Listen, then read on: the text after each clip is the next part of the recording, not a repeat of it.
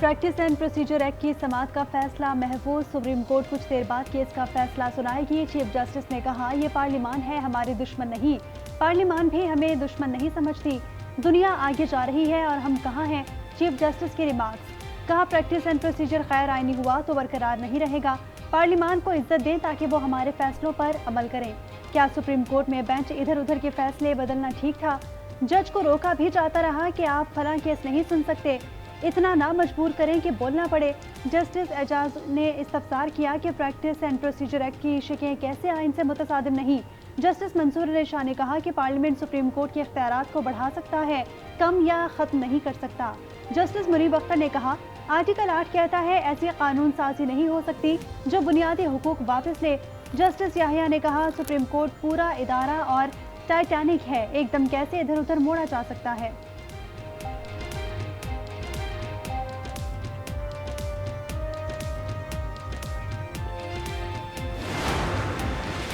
Bhutto case میں سزا ہوئی، نظر ثانی میں اختلافی رائے دینے والوں نے بھی فیصلے کی حمایت کی۔ چیف جسٹس کے ریمارکس، کہا اگر اپیل کا حق ہوتا تو شاید نتیجہ کچھ اور ہوتا، نظر ثانی خارج ہونے سے اپیل کا حق ختم نہیں ہوتا۔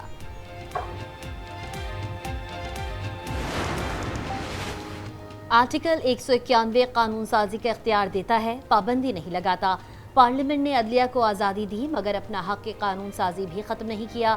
اٹارنی جنرل منصور عثمان ایوان کے دلائل، کہا پارلیمنٹ نے عدلیہ کی آزادی کے تحفظ کے لیے اپنا اختیار استعمال کیا۔ آئین کے آرٹیکل 191 میں لفظ لا کا مطلب ایکٹ آف پارلیمنٹ ہے۔ مقننہ عدلیہ اور انتظامیہ کو اپنے قواعد بنانے کا اختیار دیا گیا ہے۔ آرٹیکل میں ترمیم نہ ہونا عدلیہ کی آزادی کو یقینی بنانا ہے۔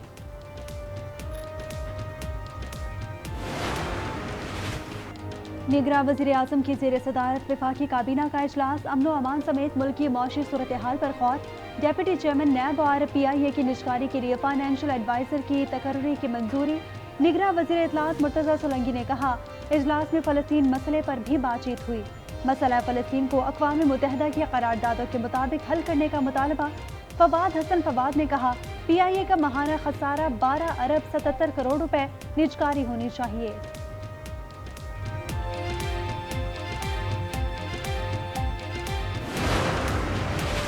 جے یو آئی سربراہ مولانا فضل الرحمان کی شہباز شریف کی رہائش گاہ آمد، لیگی صدر سے ملاقات، سیاسی صورتحال اور بحرانوں سے نمٹنے کے لیے اشتراکی عمل سے آگے بڑھنے پر اتفاق۔ فضل الرحمان کا نواز شریف کی واپسی پر نیک تمناؤں کا اظہار، کہا نواز شریف سیاسی انتقام کا نشانہ بنائے گئے۔ شہباز شریف نے کہا، 16 ماہ میں سیاست کا نہیں ریاست بچانے کا سوچا، نواز شریف کی واپسی سے سیاسی اور جمہوری نظام مضبوط ہوگا۔ تیل اسمگل کرنے والوں کو 10 دن کی مہلت دی جائے، مہلت ختم ہونے کے بعد کشتیوں کو تباہ کیا جائے۔ نگراں وزیر اطلاعات بلوچستان جانا چکزئی کی کوئٹہ میں ایپکس کمیٹی کے اجلاس پر بریفنگ، کہا سندھ اور پنجاب کے بارڈرز پر سیکیورٹی سخت کی جائے گی، کوسٹل ہائی وے سے کراچی کو سپلائی بند کی جائے گی، چیک پوسٹ پر حملہ ہوا تو مافیا کو ٹارگٹ کیا جائے گا، بلوچستان کو کارپوریشن سے پاک صوبہ بنائیں گے، نان اسٹیٹ ایکٹرز کو کوئی رعایت نہیں دی جائے گی۔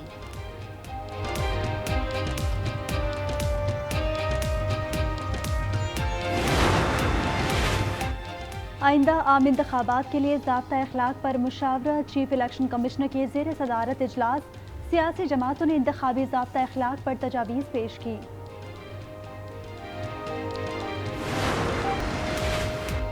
انٹر بینک میں ڈالر کی قیمت میں 1 روپے 10 پیسے کمی، انٹر بینک میں ڈالر 279 روپے 40 پیسے پر آ گیا، اوپن مارکیٹ میں ڈالر 1 روپے سستا 279 روپے کا ہو گیا۔ ایوان صدر میں قطر کی مسلح افواج کے چیف آف سٹاف کو اعزاز دینے کی تقریب، صدر عارف الوی نے لیفٹیننٹ جنرل عالم حمد عقیل کو نشان امتیاز کے اعزاز سے نوازا۔ کراچی کے علاقے شاہ فیصل کالونی میں زیر تعمیر عمارت گر گئی، 5 افراد جاں بحق، اہل علاقہ کے مطابق پرانی چھت پر مزید 2 چھتیں ڈالی گئیں جو وزن برداشت نہ کر سکیں۔